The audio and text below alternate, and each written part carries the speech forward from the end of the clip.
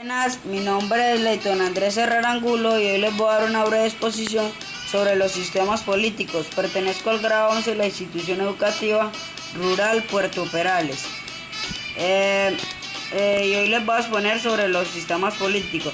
Los sistemas políticos, al igual que sucede en lo económico y a lo largo de la historia, han existido una variada gama de sistemas políticos, entre los que se han destacado la monarquía, el totalitarismo y la democracia. En esta ocasión se refieren a este último. Las virtudes lo constituyen en el sistema político predominante del mundo de hoy. Dentro del sistema político está el sistema democrático. El sistema democrático, el pueblo gobierna la democracia moderna.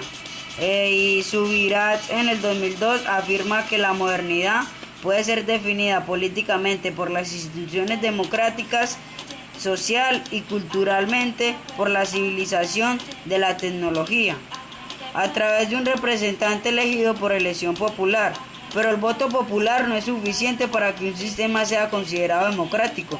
También es muy importante que el Estado esté organizado económico y políticamente, ya que garantice que los ciudadanos participen en la democracia. Por ello, los estados democráticos cuentan con una constitución de reglas de juego para todos los miembros de una democracia.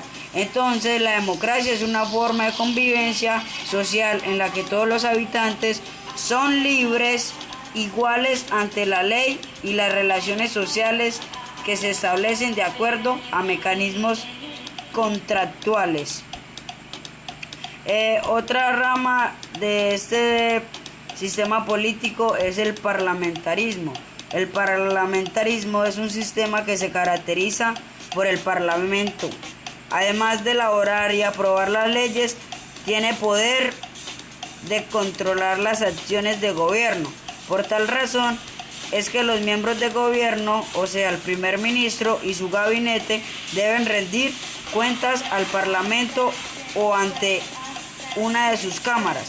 En caso de que las acciones de gobierno no estén de acuerdo con las leyes o perjudican al Estado, los miembros de gobierno pueden censurarlos.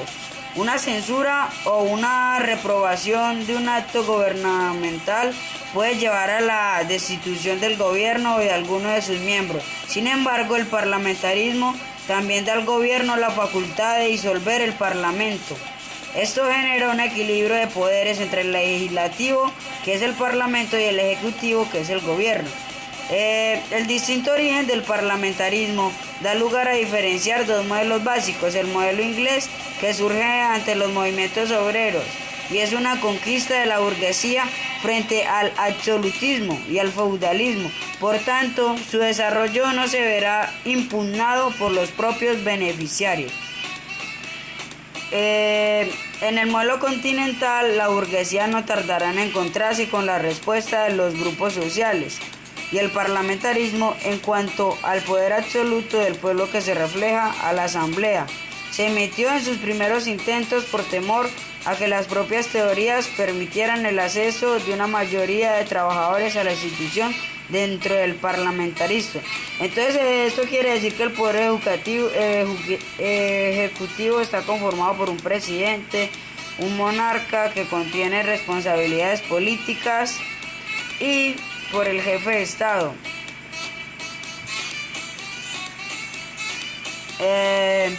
El presidencialismo es el poder ejecutivo que tiene la responsabilidad, que es el presidente de la República, quien es a la vez jefe de Estado, quien vela por la seguridad de las instituciones del territorio y representa a la nación internacionalmente.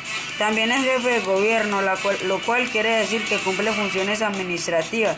El jefe de Estado es nombrado por elecciones generales. El Congreso o Poder Legislativo puede censurar al presidente o a sus ministros, pero no destituirlos. Otra característica del presidencialismo es que los tres poderes, el ejecutivo, el legislativo y el judicial, están divididos en teoría. Entonces, esto quiere decir que esa teoría fue planteada por el filósofo Montesquieu. Él elabora su teoría de la separación de los poderes de Estado con propósito de una cuestión anterior. Entonces esto quiere decir que esto conlleva la realización de la libertad como objetivo político. Pero muchas veces, en caso en que el país existan dos partidos mayoritarios, como acontece en la mayoría de los países latinoamericanos, allí liberales y conservadores se disputan el poder. Y si el partido del presidente tiene la mayoría en el Congreso, la división entre el poder legislativo y el poder ejecutivo es menor que si la mayoría de los miembros del Congreso pertenecen al partido opuesto al presidente. Dentro de este también hay dos representaciones, como es la democracia directa y la democracia representativa. Entonces hoy les voy a exponer sobre la democracia directa. En este tipo de democracia se sustenta en noción de voluntad general. Entonces, en este tipo de las decisiones de gobierno se deben ajustar al interés del conjunto social. Quien planteó la noción de democracia directa y fue el filósofo Juan Jacobo Rousseau. Y en el Latinoamérica, Uruguay fue el primero que practicó este método. Entonces, este objetivo es principal que el artículo, que es analizar y poner en contexto la incorporación institucional del plebiscito. En el Uruguay, obviamente, el país latinoamericano que más temprano incluyó y practicó dicho mecanismo de democracia directa. Se supone además caracterizar las convocatorias que sucedieron entre el 1917 y el 1991 y obviamente su relación con los partidos políticos. Una de las características de esta es la voluntad general, que se forma por la expresión de voluntad de todos y cada uno de los miembros de la sociedad. Una de las interpretaciones es que nadie puede negar al ciudadano su derecho al voto. De este modo, la soberanía radica en el pueblo, o sea que fracciona en cada uno de sus miembros. Algunos métodos de democracia directa pueden dar al ciudadano poderes legislativos y ejecutivos a la vez, aunque la mayoría propuestos o practicados dan a los ciudadanos dirección del proceso legislativo, dejando la función educativa a los delegados sin mayor poder deliberativo, que está asociado obviamente, es decir, que están como encargados y como autoridades. Nadie puede negar también el derecho a la participación en la toma de decisiones, que es de todo el pueblo.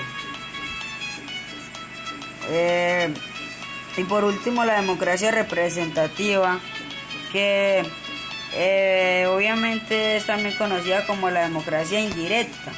Es una forma de gobierno donde los ciudadanos ejercen el poder político indirectamente a través de sus representantes, elegidos mediante sufragio en elecciones libres, periódicas. La democracia representativa se presenta a menudo como la forma más eficiente de la democracia posible en sociedades de masa.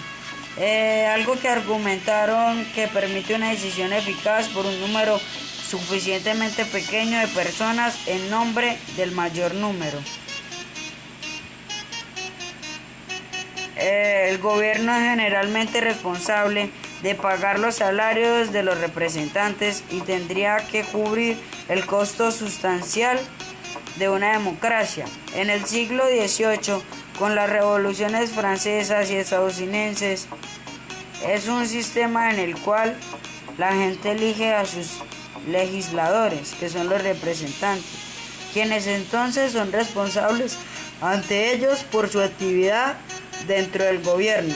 En teoría, el titular de poder político es soberano, también del pueblo, pero no ejerce por sí mismo, tal como la democracia directa, debido a enormes dificultades que entrañaría para las naciones constituidas por millones de personas, que todos y cada uno de los ciudadanos desempeñan efectivamente como actor político ante el Estado, de modo que se crea la figura de la representatividad. Bueno, chicos y profesor, gracias por su atención. Esto fue todo por hoy. Espero que se suscriban a mi canal. Gracias.